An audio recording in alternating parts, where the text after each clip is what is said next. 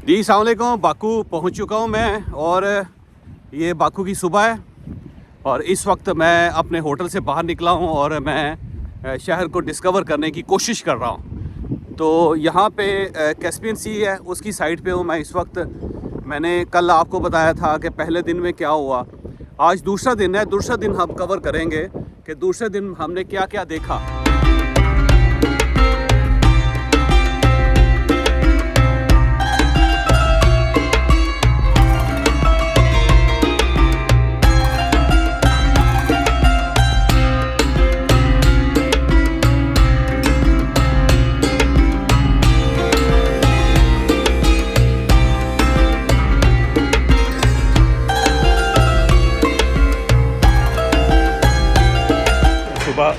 Breakfast का मंजर है और हम जिस होटल में ठहरे हुए हैं यहाँ पे बाकू में मैरियट होटल, ये उसका ब्रेकफास्ट है और बहुत अच्छा इसका प्रॉपर जूसेस काउंटर है, बाकी ये सब है। यहाँ पे ऑमलेट्स बन रहे हैं।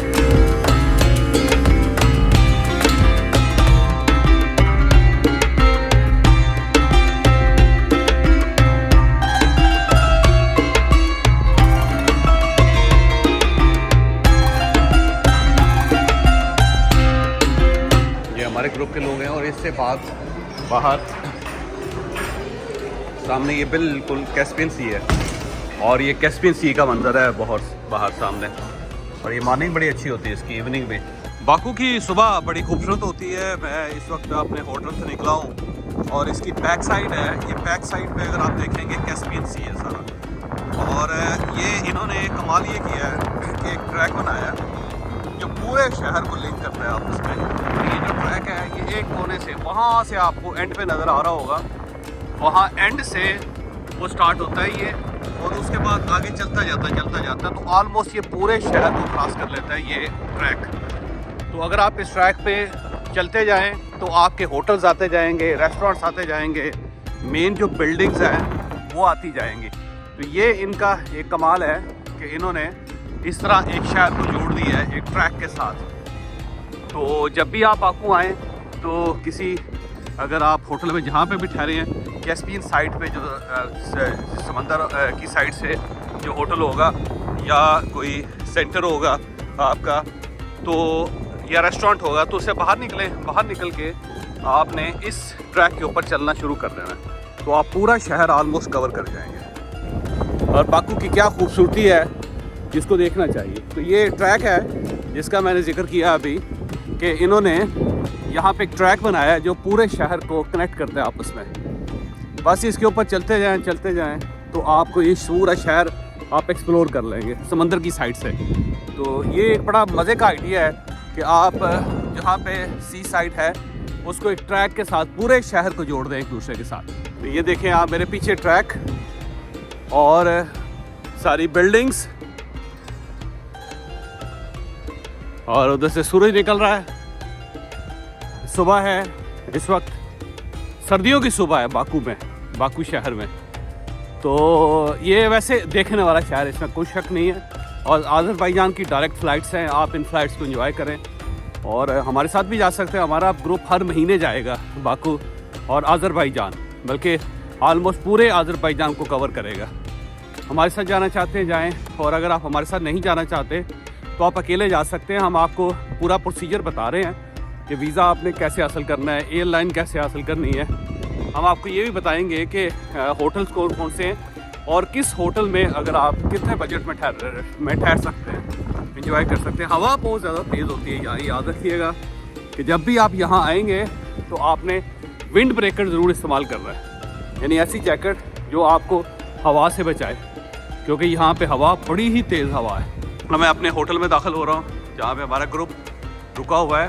तो अंदर जाएंगे तो ग्रुप इंतज़ार कर रहा है, क्योंकि अब हमने बाहर निकलना है और हमने शहर को एक्सप्लोर करना है ग्रुप के साथ।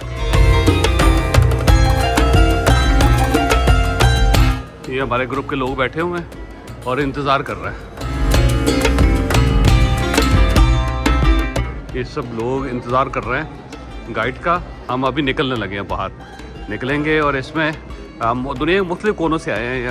अमेरिका से हमारे साथ लोग हैं, यूके से हैं और दुबई यूएई वगैरह से आए हुए हैं, फिर पाकिस्तान से आए हुए हैं और मुख्तलिफ़ बिजनेसेस और मुख्तलिफ़ काम करते हैं। तो इसमें हम अब बस की तरफ जा रहे हैं। ये देखिएगा, ये हमारी सामने बस है और वहाँ हमारे जो ग्रुप के लोग हैं वो बैठे हुए हैं। अब हम शहर को डिस्कवर करेंगे, आज शहर एक्सप्लोर करेंगे, सिटी बाकू सिटी कि बाकू सिटी के अंदर क्या क्या है और क्या क्या चीज़ देखी जा सकती है। तो आप इस वीडियो से अंदाज़ा लगाएंगे कि अगर आप अकेले आएँ यहाँ तो आपके पास क्या क्या ऑप्शंस हैं इस शहर को एक्सप्लोर करने के। ये सामने हमारी गाइड खड़ी है और ये बस है हमारी आईबेक्स की, और अब हम इसके अंदर बाकू शहर को एक्सप्लोर करने के लिए इसके अंदर दाखिल हो रहे हैं। बाकू एक बड़ा खूबसूरत शहर है क्योंकि हाई राइज बिल्डिंग्स हैं, पैसे बहुत हैं इनके पास, और ज़्यादा पैसे होने की वजह से इन्होंने शहर को बड़ा खूबसूरत बनाया है, बल्कि पूरा मुल्क ही बड़ा खूबसूरत बनाया है। इंफ्रास्ट्रक्चर बहुत अच्छा है इनका,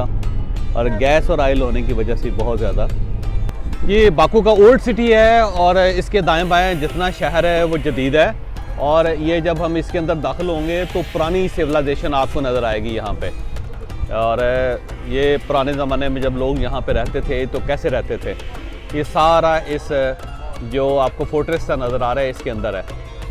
तो अभी हमारा ग्रुप जो है ना वहाँ जाएगा और मैं फिर आपको दिखाऊंगा कि पुराना किला और पुराना जो शहर है, ओल्ड सिटी है, उसको देख के आप क्या क्या चीज़ें सीख सकते हैं।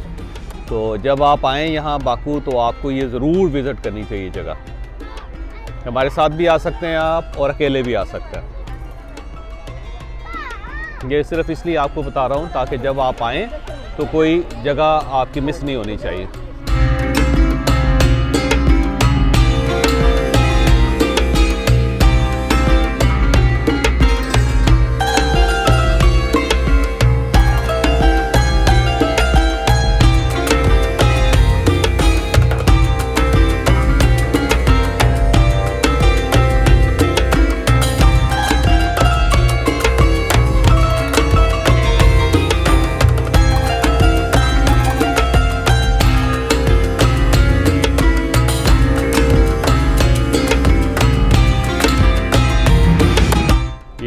ओल्ड सिटी है, पुराना शहर का इलाका, इसमें 2000 लोग रहते हैं और ये बहुत पुराना है और 15वीं सदी में बना था ये इलाका। और उससे पहले क्योंकि जो शहर था वो ज़लज़ले की वजह से ख़त्म हो गया, तो फिर बादशाह सलामत ने ये इलाका बनाया और उसके बाद फिर यहाँ पे लोग आबाद रहे। फिर ये रशियन से जब इसको कैप्चर किया तो उसके बाद ये सारा शहर ख़त्म हो गया, रशियन के कब्ज़े में चला गया।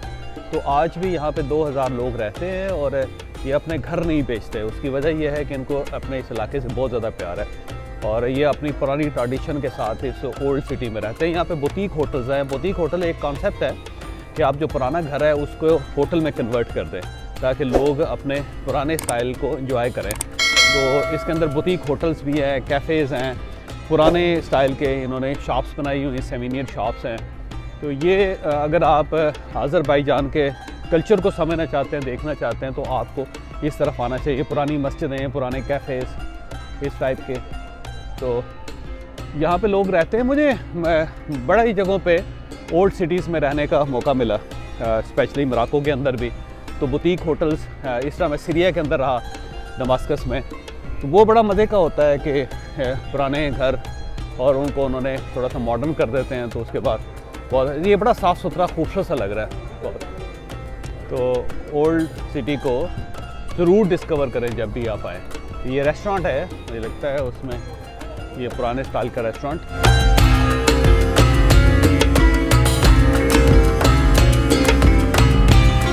ये पुरानी बेकरी टाइप है कि जैसे उस ज़माने में बेकरीज़ के अंदर बनाते थे। ये तंदूर, इनका पुराना स्टाइल का तंदूर है, रोटी बना रहे हैं।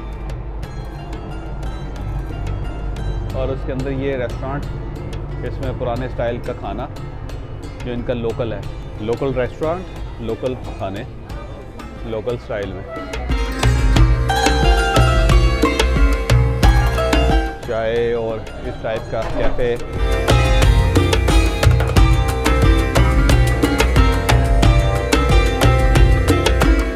बहुत ही नीट एंड क्लीन खूबसूरत टाउन है ओल्ड सिटी इसका, बाकू का। तो आप इधर ज़रूर आएँ और इसको ज़रूर देखिएगा आप। और बल्कि अगर आप अकेले हों या अपनी बेगम के साथ हों या बेगम अपने खामद के साथ हो तो बेहतर है कि यहाँ बुटीक होटल में रहें आप, ताकि ओल्ड ट्रेडिशंस जो है ना उसको एंजॉय कर सकें आप। इनके सुबह उठें, इनके रेस्टोरेंट्स में इस टाइप के जो तंदूर है वहाँ पे नान बनवाएं और वो खाएं आप, एंजॉय करें उसको। पत्थर की गलियाँ हैं, पथरीली, जो पुराने ज़माने में पत्थर इस्तेमाल होता था। तो ये जो पत्थर इस टाइप की जब गलियाँ बनाई जाती थी तो ये दरियाओं से या समुद्रों से निकाले जाते थे पत्थर, क्योंकि वो पत्थर पानी की वजह से खोखले हो जाते थे और उनको तोड़ना निकालना बहुत आसान होता था, फिर उनको शेपअप करना भी बहुत आसान होता है। तो इसलिए जो पुराने शहर हैं वो अमूमन दरियाओं के और समुद्रों के किनारे बनाए जाते हैं ताकि पत्थर वहाँ से निकाले जा सके।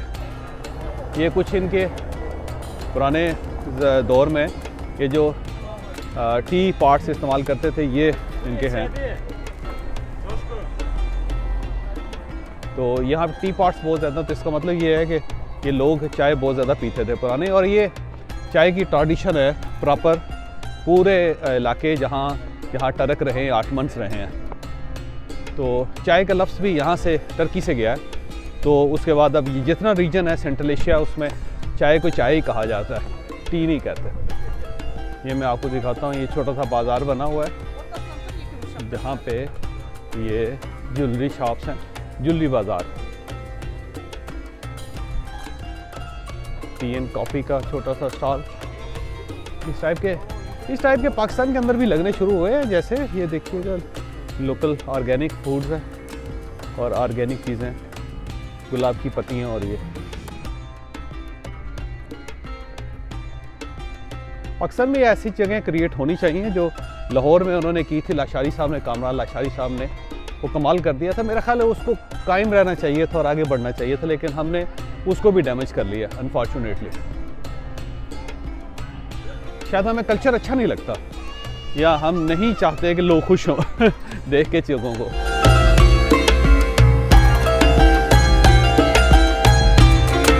हमारा ग्रुप आ रहा है। जब हमने ये स्टार्ट किया था ग्रुप्स लेके जाना तो शुरू में बड़े लोग अजीब लगते थे कि वो कहते थे कि यार हम क्या करेंगे घूम फिर के, लेकिन अब कल्चर एक चेंजेस आ रही हैं, लोग इन चीज़ों को बहुत एंजॉय करते हैं, बजाय इसके होटल में पड़े रहें उसके बजाय अब इन जगहों को बहुत पसंद कर रहे हैं, क्योंकि इससे कल्चरल लर्निंग जो है वो बहुत ज़्यादा होती है।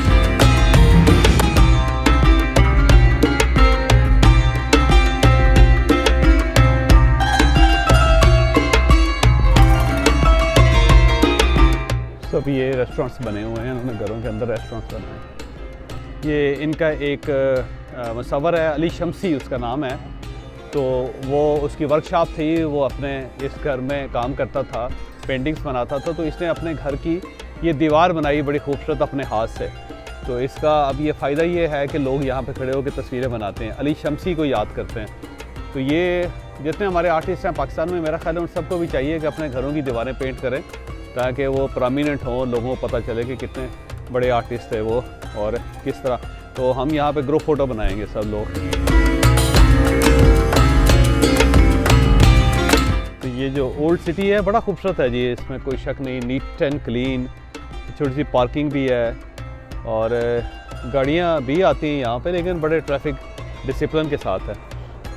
वैसे तो ओल्ड सिटी में दुनिया में मुख्तलिफ मुल्कों में ट्रैफिक बैन कर दी है उन्होंने, और अगर गाड़ियाँ हों भी तो वो इलेक्ट्रिक कार चलती हैं, लेकिन यहाँ पे मैं देखा है कि नॉर्मल गाड़ियाँ भी लोगों ने रखी हुई हैं। और ये वाला ये थोड़ा सा एक पोर्शन है जहाँ पे ओपननेस है, उसके बाद फिर पुरानी गलियाँ और तंग गलियाँ, उनके अंदर चले जाएंगे हम अभी।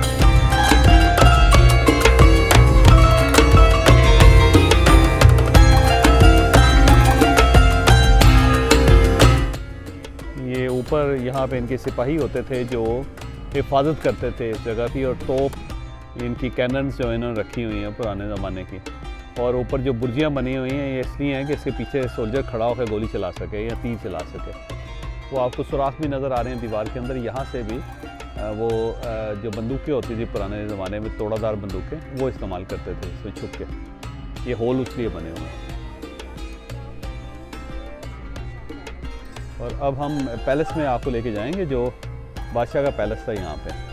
ये ओल्ड सिटी के अंदर पैलेस है और पैलेस की एंट्रेंस है। यहाँ से टिकट मिलते हैं और उसके बाद फिर पैलेस के अंदर दाखिल होते हैं। जहाँ पे भी पुरानी तहजीब थी वहाँ पे सबसे पहले पैलेस बनता था और फिर पूरा शहर उस पैलेस के गिर्द आबाद होता था। उसकी वजह यह है कि अगर बादशाह सलामत खुद वहाँ नहीं रहेंगे तो लोग क्यों रहेंगे, तो इसलिए बादशाह अपने दूसरा ये है कि बादशाह तक पहुँचने से पहले ठीक ठाक लोगों से मुकाबला करना पड़ता था। तो बादशाह अमूमन ऊंचाई पे जहाँ से शहर भी नज़र आए और पीछे समंदर या दरिया भी नज़र आए जिधर से दुश्मन आ सकता है, तो अमूमन बादशाह ऐसी जगह सेलेक्ट करते थे। तो ये भी एक ऐसी जगह जहाँ से मेरा ख्याल है पीछे कैस्पियन सी भी नज़र आएगा।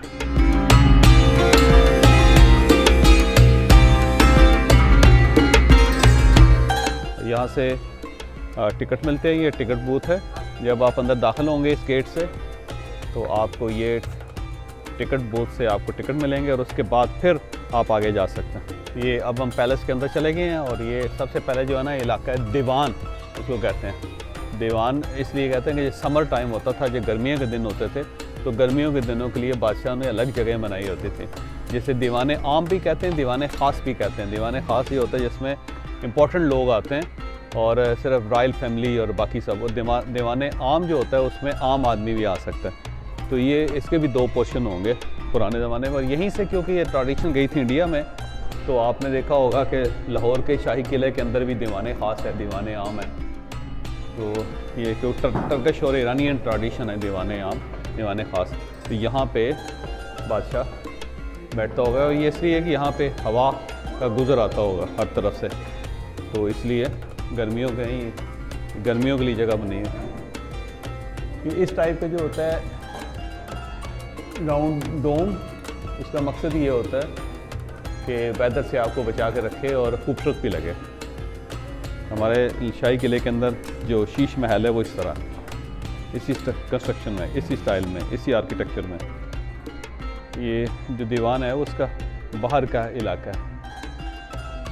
दीवान को वैसे तो दरबार को भी कहते हैं दीवान आम यानी आम दरबार, और दरबार ख़ास यानी कि ख़ास दरबार। किचन कैबिनेट और पब्लिक गैदरिंग आप इसको कह लें। जब दीवान आम कहा जाएगा तो उसका मतलब है पब्लिक गैदरिंग है, और जब दीवान ख़ास कहा जाएगा तो इसका मतलब है कि कैबिनेट मीटिंग है। ये सारे इन्होंने साथ ये बनाई है 12 दरीज। इसका मतलब ये होता है कि यहाँ पे गार्ड्स खड़े होते थे बादशाह के या उनके मुलाजम, और ये ऊपर वाली जगह जहाँ पे बादशाह बैठता था।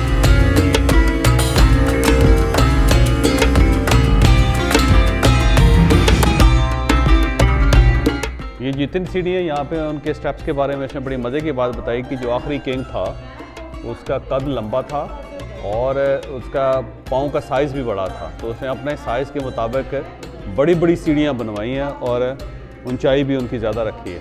तो बादशाह देखें, उससे अंदाज़ा लगाएं कि कितना वाहियात आदमी था कि उसने सिर्फ अपनी सहूलत देखी है, बाकी सारे रोते पीटते रहे बेशक।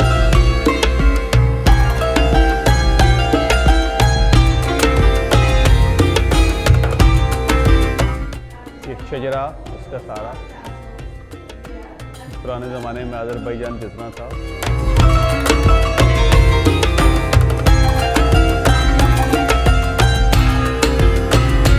ये जो हमने आपको बताया जी बादशाह सलामत क्योंकि बड़े थे कद में और उनका जो शूज़ का साइज़ था वो भी ज़्यादा था, 45 था, तो इसलिए उन्होंने सीढ़ियाँ बड़ी बड़ी बनाई हैं ताकि ख़ुद अपनी सहूलत से आसानी से ऊपर जा सकें।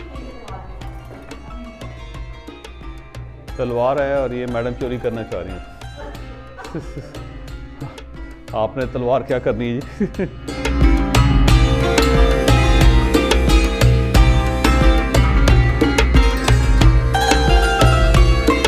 ये मेरा ख्याल है उनका सिटिंग स्पेस है, बादशाह सलामत के रहने की जगह।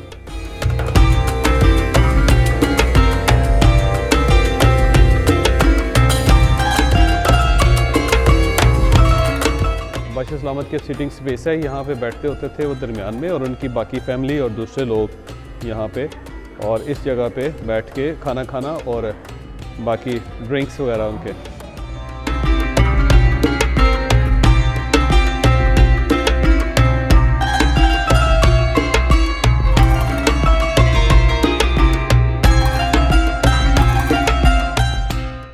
पैलेस का हिस्सा है। बहुत गैलरीज और sitting spaces and living rooms इनके।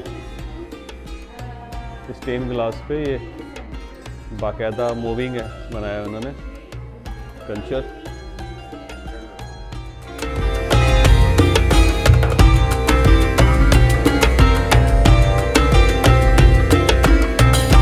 ये इनके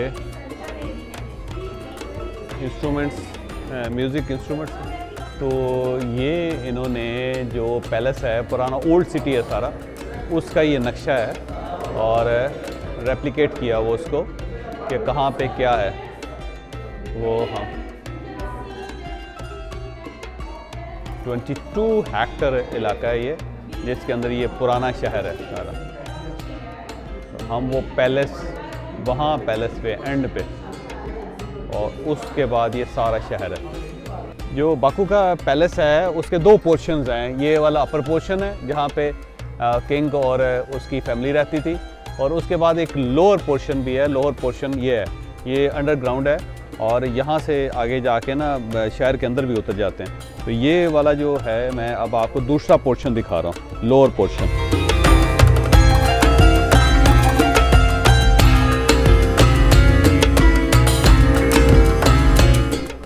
उन्होंने बनाया हुआ है सारा सुवेनियर शॉप, और ये बड़ी बड़ी सीनें रखी हुई बादशाह ने अपने लिए, क्योंकि उसकी टांगें लंबी थी और पाँव उसके बड़े बड़े होते थे।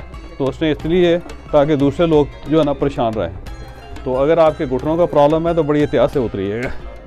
ये लोअर पोर्शन है, इसके अंदर उसके मुलाजमीन वगैरह भी रहते थे। ये उनकी आयात जो उन्होंने और लिखी हुई थी पैलेस के ऊपर, गुज़ार इसके बाद गिर गई तो इन्होंने सारा रखा। तो ये एक पुराना स्टाइल था कि जब भी आपको पैलेस बनाते हैं, मस्जिद बनाते हैं, शहर बनाते हैं, तो उसके अंदर ये कैलीग्राफी करें स्टोन्स के ऊपर।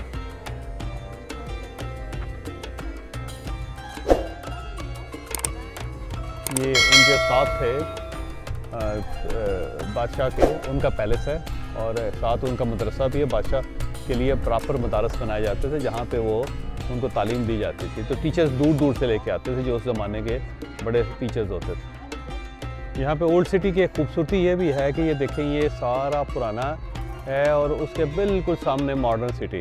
तो मॉडर्न बिल्डिंग्स जो हैं उससे ये पुरानी बिल्डिंग्स नज़र आ रही हैं, और पुरानी बिल्डिंग से मॉडर्न दुनिया नज़र आ रही है। तो एक ब्लेंड है यहाँ पे एक साइड पे ओल्ड सिटी, ओल्ड लोग रह रहे हैं सारे, ओल्ड सिविलाइजेशन के साथ, ओल्ड तर्ज़ रहाइश के साथ, और दूसरी साइड पे एकदम जहाँ पे शिफ्ट होता है तो बिल्कुल मॉडर्न लाइफ जो आपको नज़र आती है यहाँ से। ये तो मेरा ख्याल है जो लोग यहाँ पे रहते होंगे उनकी बालकनी से सामने शहर का ये हिस्सा नज़र आता होगा। जो वो वहाँ पर लोग रहते हैं उनको ये वाला हिस्सा नज़र आता होगा। ये मस्जिद है बादशाह की, ये ऊपर इसका मीनार है। ये वाला पोर्शन मस्जिद का है। एक कंपाउंड है जिसके अंदर एक मस्जिद भी है और साथ मज़ार भी है बादशाह के। बल्कि हो सकता है अंदर ज़्यादा कब्रें हों, क्योंकि बाहर खड़े हैं तो अभी अंदाज़ा नहीं है। तो बादशाह की ये कब्र है।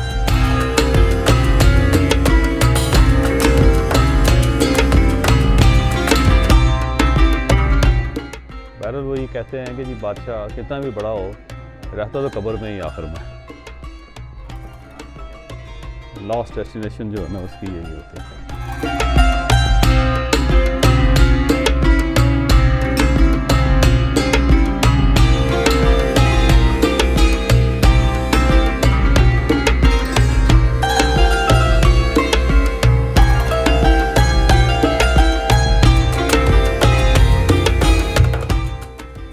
ये बादशाह की कब्र, आखिरी किंग जो था इनका, उसके बाद रशियंस ने कैप्चर कर लिया था। यहाँ पे वो बादशाह है, और उसके बाद उसकी बेगम है, फिर उसकी वालदा की कब्र है, फिर उसके जो 5 बेटे थे तो बच्चों की कब्र है। ये 2 साल की उम्र में फौत हो गया था बच्चा, वो 4 साल की उम्र में फौत हुआ। सारे बच्चे इनकी बड़ी जल्दी फौत हो गए थे। जो 15 साल की उम्र में जंग में मारा गया था वो इस बच्चे की ये कब्र है। तो ये उसकी फैमिली का है, आखिरी सुल्तान जो अज़रबैजान का। उसके बाद रशियंस ने कैप्चर कर लिया था इस मुल्क को। ये 7 गलियाँ हैं उसके ओल्ड सिटी की, और ये बड़ी मज़ेदार छोटे छोटे घर, और लेकिन बहुत ही साफ़ सुथरे, इतना नीट एंड क्लीन बड़ा कम मैंने ओल्ड सिटी देखा है। पाकिस्तान में तो खैर ऐसा मुमकिन ही नहीं है कि कहीं हम रह रहे हों और वहाँ पे सफाई भी हो, लेकिन ये देखें कितना नीट एंड क्लीन, और हर चीज़ और हर जगह पे इन्होंने सफाई का ख़ास बंदोबस्त किया हुआ है। कैफ़े हैं, रेस्टोरेंट्स हैं, लोगों ने घरों में होटल बनाए हुए हैं। तो बाकू का जो ओल्ड सिटी है वर्थ विजिटिंग है, तो आपको ज़रूर देखना चाहिए इसे आके। तो ओल्ड सिटी जो है ना, इसके अंदर ये बहुत ज़्यादा है, इसके प्रॉपर स्ट्रीट है साइड, और इस स्ट्रीट के साथ साथ कैफ़ेज़ हैं और लोकल लोगों ने बनाए हुए। लोकल फूड यहाँ पे मिलती है हर किस्म की। तो यहाँ पे बहुत लोग आ रहे हैं, इंडिया और पाकिस्तान से बहुत विजिटर आते हैं, क्योंकि बेसिकली वीज़ा ऑन अराइवल था। और ये जो टूरिज़्म उन्होंने स्टार्ट की थी इंडिया से स्टार्ट की थी। सबसे पहले इन्होंने इंडियंस के लिए वीज़े खोल दिए, तो उसके बाद फिर आहिस्ता आहिस्ता टूरिज़्म डेवलप होती जा रही। गोरा अभी विजिटर नहीं आ रहा है इनके पास, लेकिन ये आहिस्ता आहिस्ता मेरा ख्याल है ये उसको ट्रैक कर लेंगे। तो जब यहाँ पे आर्मीनियन अटैक किया था, तो इस शहर के अंदर ये जो ओल्ड सिटी है, यहाँ पे 11 मस्जिदें थी, 10 उन्होंने गिरा दी थी, और इस मस्जिद को सेव कर लिया था लोकल लोगों ने। और उसको सेव करने के लिए किया कि उन्होंने सारे यहाँ से मार्केट से जितने कारपेट्स और चेयर्स थी वो उठा के इस मस्जिद में रख दी। और जब वो फ़ौज आर्मीनियन आई, उन्होंने लोकल लोगों से पूछा कि ये क्या है, तो उन्होंने कहा कि ये कारपेट शॉप है। तो उस वजह से वो कारपेट शॉप समझ के इसको छोड़ गए, और इस वजह से ये पूरे ये जो ओल्ड सिटी है उसके अंदर सिर्फ एक मस्जिद बची थी। ये मस्जिद जो है इन लोगों ने बचाई, तो इस वजह से बाकायदा एक हिस्ट्री बन गई इसकी। बाकी मस्जिदें फिर दोबारा रिस्टोर की इन्होंने, लेकिन ये पुरानी चली आ रही है। उसका पुराना आप मीनार देखें, फिर उसके बाद ये मस्जिद, इसके 2 दरवाजे हैं, ये मर्दों के लिए और जो बैक साइड है वो औरतों के लिए। तो यहाँ पे औरतें भी नमाज़ पढ़ती हैं, क्योंकि सारी सेंट्रल एशिया में औरतें मस्जिदों के अंदर नमाज़ पढ़ती हैं। तो ये इस तरह इस मस्जिद की एक हिस्ट्री बनी। ये बाकू के अंदर मेडन टावर है, और इसे मेडन टावर कहते हैं। ये बहुत मशहूर टावर है। पहले ये पारसियों की इबादत गाह होती थी, लेकिन जब इस्लाम आया तो फिर उसने इसको बाकी हिस्सा बनाया। ये जो 2 हिस्से आपको नज़र आ रहे हैं, ये पहले वाला हिस्सा पारसियों का है, और उसके ऊपर जो ईंटें लगाई गई हैं सारी, ये मुसलमान के दौर में बना है। और ये जो लाइनें हैं ईंटों की, ये 32 है, 32 लाइनें हैं। और 32 लाइनें इसलिए कहा जाता है यहाँ के, क्योंकि जो बाकू है उसके आगे पीछे 32 गाँव थे। तो इस जो टावर है उसके नीचे टनल्स हैं, 32 टनल्स हैं, 32 टनल्स। तो जब भी यहाँ पे अटैक होता था तो फौरी तौर पे ख़वातीन और बच्चों को लेके तो इस टावर के अंदर चले जाते थे लोग, और वहाँ से वो 32 मुख्तलिफ जो डेस्टिनेशन थी, गाँव थे, उन गाँव में उनको भिजवा दिया जाता था। तो वो बच्चों की और ख़वातीन की जान बच जाती थी इसलिए। तो उसके बाद फिर ये वॉच टावर के तौर पे भी इस्तेमाल होता रहा, एनिमी से बचाने के लिए भी इस्तेमाल होता रहा। फिर इसके अलावा ये सितारे देखने के लिए उसके लिए भी इस्तेमाल करते रहे। दरमियान में 30 हैं रोज़, 30 रोज़ हैं, 30 दिन हैं महीने के। तो ये सारा जो है ना इसकी बैकग्राउंड है। ये इसको मेडन टावर इसलिए कहते हैं कि मेट ख़ातून को कहते हैं, औरत को कहते हैं यहाँ बाको की ज़ुबान में, आज़र भाईजान की ज़ुबान में। तो कहते हैं कि ये एक यहाँ पे अमीर आदमी था, तो उसने अपनी बेटी की शादी ज़बरदस्ती करवाने की कोशिश की। उसने कहा कि मेरा एक दोस्त है, बूढ़ा है, लेकिन बहुत अमीर है, उसके साथ शादी कर लो। तो लड़की इसके ऊपर चढ़ गई और वहाँ से उसने ऊपर से छलांग लगा के खुदकुशी कर ली। तो उसकी वजह से फिर इस टावर को मेडन टावर कहना शुरू कर दिया, यानी ख़वातीन का टावर। ये आज़रबाईजान की निज़ामी स्ट्रीट है, ये बहुत ज़्यादा मशहूर है। ये बिल्कुल इसी तरह जैसे पेरिस के अंदर शांज़ेलीज़े है, बिल्कुल इसी तरह बाकू की ये है निज़ामी स्ट्रीट। तो निज़ामी स्ट्रीट के अंदर कैफ़े हैं, रेस्टोरेंट्स हैं, फिर तमाम टॉप ब्रांड्स जो हैं उनके आउटलेट्स हैं, शॉपिंग एरियाज़ हैं। यहाँ पे ना भी हो तो एक्टिविटी है कि लोग घूमते फिरते रहते हैं, जिसको कहते हैं निज़ामी स्ट्रीट। तो जब भी आप बाकू आएँ तो आपने निज़ामी स्ट्रीट ज़रूर आना है, क्योंकि इसके बगैर आपकी विज़िट मुकम्मल नहीं होगी। तो निज़ामी स्ट्रीट जो है मैं आपको दिखाता भी रहूँगा साथ साथ कि निज़ामी स्ट्रीट के अंदर क्या क्या है और इसको क्यों निज़ामी स्ट्रीट कहते हैं। लेकिन बहरहाल ये एक्टिविटी की जगह है जहाँ पे हर तरफ से लोग आते रहते हैं, जाते रहते हैं और देखते रहते हैं। कहीं भी कोई भी शख्स अगर यहाँ आएगा तो इस जगह ज़रूर आएगा। तो बहुत सारे लोग होते हैं जो मिसप्लेस हो जाते हैं, गुम हो जाते हैं, तो अल्टीमेटली फिर वो यहीं से मिलते हैं आके निज़ामी स्ट्रीट से।